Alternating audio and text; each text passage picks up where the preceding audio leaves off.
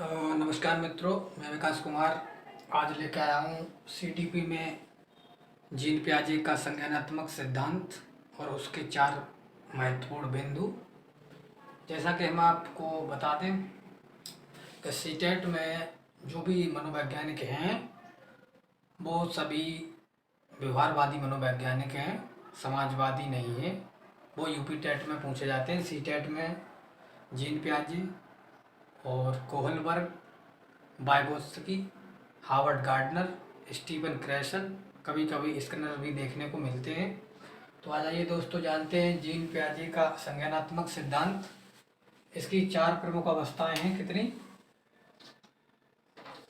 4 प्रमुख अवस्थाएं हैं।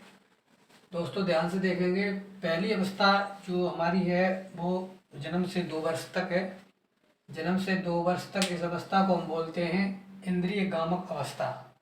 बच्चा अपनी इंद्रियों से, जो अपनी इंद्रियां हैं, आँख है, कान है, नाक है, अपनी त्वचा है, इस प्रकार से इनका प्रयोग करके तुम्हें अपनी समस्या अवगत कराता है। जैसे कि भूख लगने पर रोना और आँख, कान, नाक से सोचना।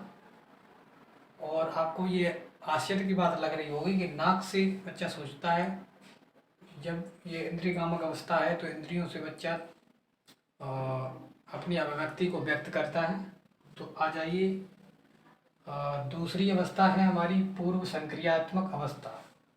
ये होती है दोस्तों 2 से 7 वर्ष तक। 2 से 7 वर्ष तक का बच्चा आप अपने दिमाग में बिठाइए, जो आपके परिवार में हो, आपके आसपास रहता हो, और वो क्या गतिविधियाँ करता है।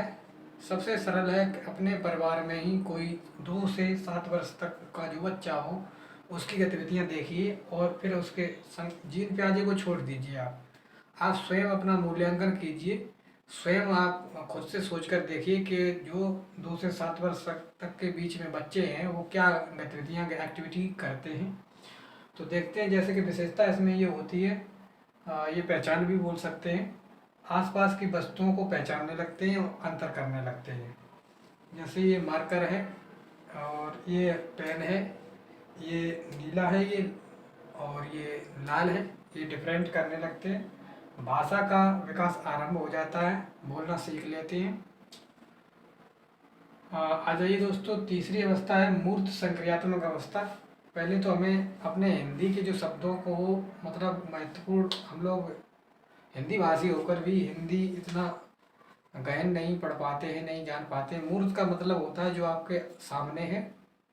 और ये संक्रिया मतलब क्रिया के साथ जो अवस्था है वो 7 से 11 वर्ष तक है। अब बच्चे जो 7 से 11 वर्ष के बीच में होते हैं वो क्रमबद्धता करने लगते हैं, सीरियल से लगाने लगते हैं वस्तुओं को, तर्क करने लगते हैं। एक दूसरे जब पूछते हैं कि हवाई जहाज उड़ता है, चिड़िया उड़ती है, तो मैं क्यों नहीं उड़ सकता, उड़ सकती, इस तरह की। और लंबाई, भार, अंक पर चिंतन होता है, छोटा क्या है, बड़ा क्या है। ये गणितीय ज्ञान यहाँ से शुरू हो जाता है। मूर्त संक्रियात्मक अवस्था, इसमें बच्चा जो दिखेगा उसका ही चिंतन करेगा और उसके बारे में ही संज्ञान रखेगा, जानकारी रखेगा। दोस्तों अंतिम हमारी और चौथी अवस्था है मूर्त संक्रियात्मक अवस्था। वो अमूर्त